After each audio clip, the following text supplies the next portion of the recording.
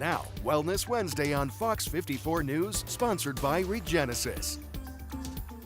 It's a season of giving and good eating too. Thanksgiving is next week. In between is Hanukkah. And then after Thanksgiving, 4 weeks after Christmas, it can be tempting to add extra food to your plate. But if you struggle with diabetes, it can be especially challenging. We've got some tips to overcome overeating this Wellness Wednesday.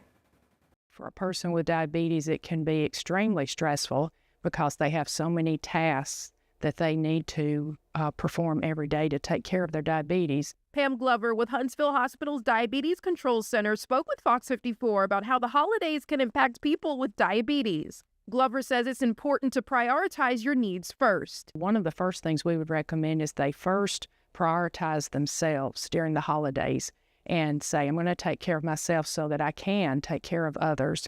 That could start with monitoring the blood glucose, not taking a vacation from monitoring blood glucose, always checking your blood sugar as directed.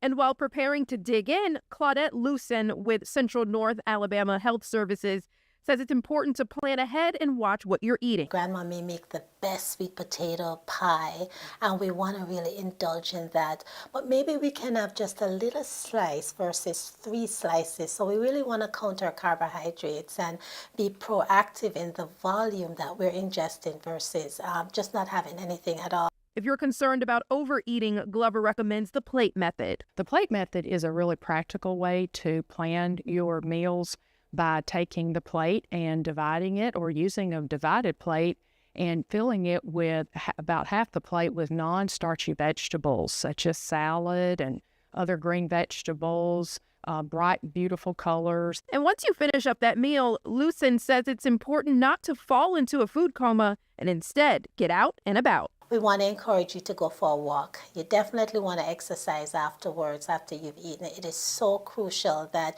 you incorporate exercise into your lifestyle plan if you have diabetes, or after you've had a large meal.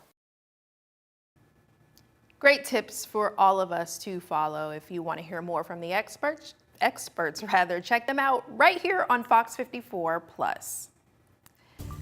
And speaking of the holidays, a tradition returns to the city of Athens. We've got the details on when and where you can join the fun. And Jordan, we've seen some cloudy skies, even some rain. Yeah, we have seen a little bit of both through the course of your Wednesday, and there's more rain in the forecast, more cloud cover as well. We're also talking about a cold front. A lot going on. We'll discuss it in a couple of minutes.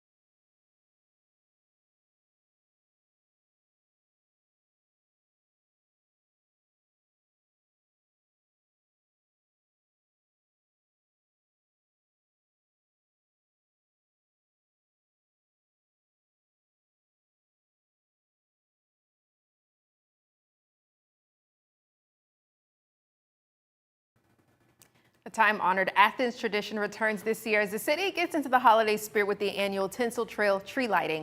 100 trees will line Big Spring Memorial Park. all hand decorated, representing families, local companies, and organizations with decorated trees, each with different themes, including their favorite sports teams or to remember a loved one. The event kicks off tomorrow at 6 p.m. with an official ceremony starting at 6:30.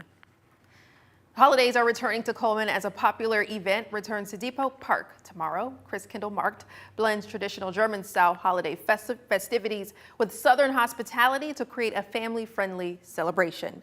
The event features Santa's Village, ice skating, and what organizers call the largest Ferris wheel in Alabama. Christkindl Markt spans 5 weeks and is open Thursday through Saturday from 11 a.m. to 9 p.m. and Sunday from noon to 8 p.m.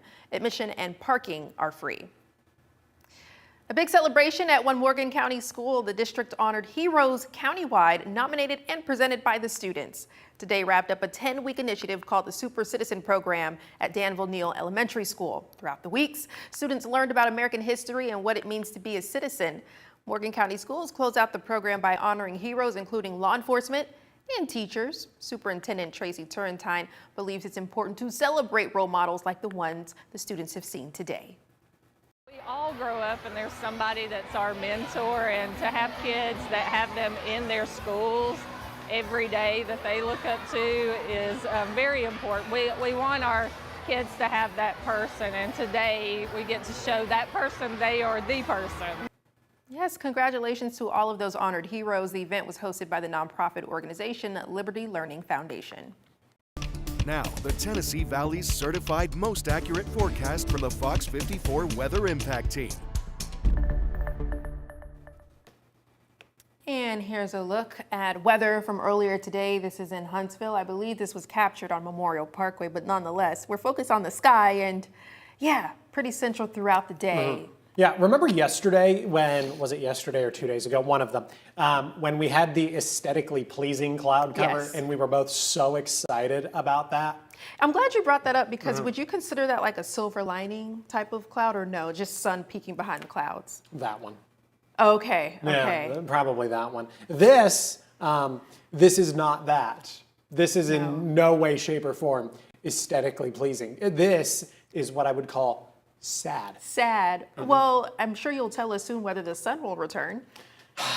It's not going to return in full strength anytime too soon, that's for sure. Several opportunities for rain in the forecast. Now, through the course of the afternoon, we did get a couple of peaks of sunshine here and there, but honestly, I noticed when I was spending some time outside earlier this afternoon that the sun would come out, and then it would come out for like 45 seconds, maybe a minute or two, and then it would get covered by the clouds again. And then an hour later, it would come out for another 45 seconds, a minute or two, and then it would get covered by the cloud cover again. We didn't see any rain through the course of the afternoon. If we did, it was just a couple of light sprinkles. Radar looks nice and quiet this evening, and with the exception of a couple of light sprinkles over the next couple of hours, we're probably going to stay dry. But there are other opportunities for rain in the forecast, like I just mentioned a second ago. Opportunities both Thursday and Friday. As a matter of fact, by the time we get to Friday night, we're looking at a cold front back off to the west. Now, that cold front is going to push its way into the Tennessee Valley Friday night, early into Saturday morning. But as we head into your Friday afternoon, we are talking about opportunities for rain. And then beginning to see a little bit of rain develop across the area as we head into your Thursday afternoon. Here we are at the lunch hour on Thursday, 12:30, 1 o'clock in the afternoon. Some more widespread rain back across northeast Mississippi, then heading up into southern Tennessee. Some of that could build into the Tennessee Valley through the early and middle part of the afternoon, lingering with us as we head into the early part of the evening. Maybe a couple of rumbles of thunder here, maybe some pockets of heavier rain at this point that we could definitely use across the Tennessee Valley. So we're going to be excited about it. By the time we get to Thursday night, many of us are beginning to dry out. A couple of sprinkles are going to be possible. A couple of sprinkles possible through the overnight, early into Friday morning. The Friday morning commute could come with some widespread rain across the Tennessee Valley. And then this is what we're going to talk about through the course of Friday afternoon. We're going to talk about some periods of time when it's raining, but then we're also going to see periods of time where it's nice and dry, and maybe we get a couple of breaks in the cloud cover. In that case, it's going to remain the same as we head into Friday night, early into Saturday morning. We could use some rain. Rain so far this month at Huntsville International, just 7/100ths of an inch of rain. Over in the Shoals, we have seen just 1/4 of an inch of rain as of November 19th. Normally, November brings a significant amount of rain to the area. Temperatures definitely on the warmer end of the spectrum this evening. Many of us sitting in the mid and upper 60s. We're only going to drop into the upper 50s as we head into the overnight. I've got a low right around 58 degrees, and I do think a little bit of patchy dense fog is going to develop across the area. And that could be with us through the earliest hours of the Thursday morning commute. 60 degrees at 7 o'clock in the morning, 63 at 8, 67 by 9, lower 70s by the time we get to 10 a.m. Have a good look at the next 7 days. 76 for your Thursday, 71 on Friday. Holding on to the 70s as we head into the weekend. Even on the backside of that cold front, we're still going to be in the 70s. 74 Saturday, 70 Sunday, 70 degrees on Monday. Now, we do begin to see temperatures drop a little bit by the time we get to next Tuesday and Wednesday, but temperatures are still going to be well above average even as we head into the middle part of next week. Approaching Thanksgiving at this point is 67 on Tuesday, 67 degrees by the time we get to next Wednesday. The average high temperature for this time of year, right around 62 or 63 degrees. It was a bittersweet day for the Huntsville Police Department's K-9 unit as they say goodbye to one of their partners. Here's a listen.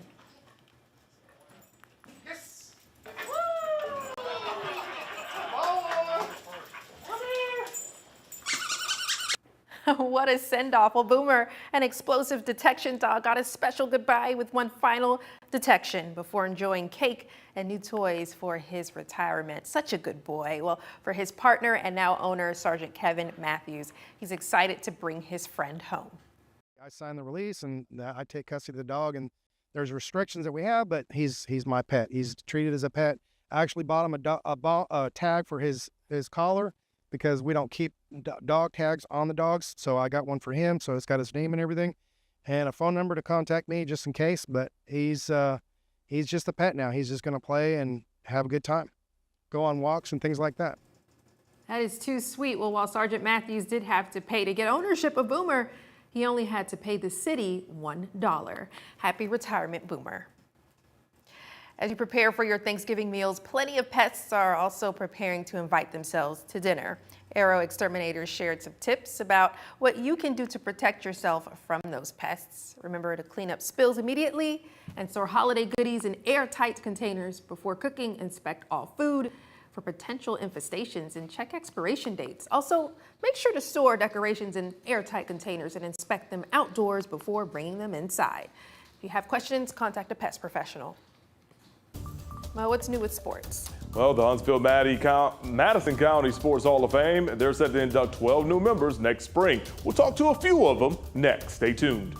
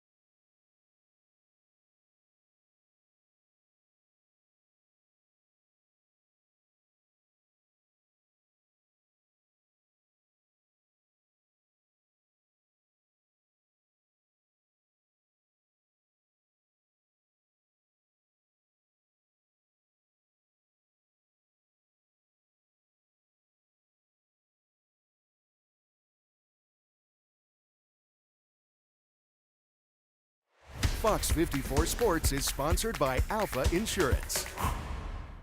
Hey everyone, Madison County has its fair share of great student athletes on the prep, college, and even pro level. Every year, the greatest of those athletes are recognized by the Huntsville-Madison County Sports Hall of Fame. Today, we learned about the 12 new inductees who will be celebrated next spring. Going into the Hall next spring are Grambling wide receiver Jerry Gordon, Green Bay Packer defensive lineman Donnie Humphrey, former Olympian Toyin Augustus, football official David Bell, sports writers Mark Bechtel and Reggie Benson, Butler basketball legend D. Cummings, Major League Baseball standout Jeffrey Hammonds, former Alabama A&M head football coach Anthony Jones, UAH softball All-American Stephanie Pinto, Alabama A&M bowling star Whitney Smith-Bogus, and NFL linebacker and longtime coach James Willis. We had a chance to speak with Coach Jones, Pinto, and Jerry Gordon about this wonderful opportunity. It's huge, and I'm so grateful for it. I don't even know. I really honestly don't have words for this other than this is just amazing. It's a very proud moment for me. So, and I'm grateful to everyone who mentored me throughout my career. It's really special. You're not going to be around a lot of things for 12 years, particularly in coaching, and for us to have kind of a stronghold here for 12 years. We've had success. Of course, we've had failures, but we had a chance to grow as a team, as people. There's just a lot of great memories involved. Awesome accomplishment. I thank the board for giving me and my family an opportunity to celebrate this while we're still alive. And congrats goes out to everyone. Remember, all of the inductees will be honored during a banquet on April 13, 2026. Mark your calendars. And once again, it's at the BBC. Now, coming up tonight in sports on Fox 54, I've got some college basketball to talk about. Kanisha. Also coming up on Fox 54 News at 9, a city council work session addressing a major issue with railroad crossings. We'll tell you what was said in that Madison meeting. It's the latest move by the Trump administration to begin dismantling the Department of Education after an executive order was signed earlier this year. We'll break it all down. And a new hotel has opened in Huntsville near Bridge Street, and it caters to areas with a growing technology and defense workforce. We'll tell you all about it tonight at 9. Before we let you go, it's time to get those letters to Santa in the mail. Monday marked the start of the U.S. Postal Service's annual letter adoption. Operation Santa gives children and families the opportunity to write letters to jolly old St. Nick. People can then adopt a letter from a child to make sure those holiday wishes are fulfilled. This year, you can choose to adopt a family as a team to ensure requests from the same household are met. That is too sweet. Have you all ever written a letter to Santa? Oh, many.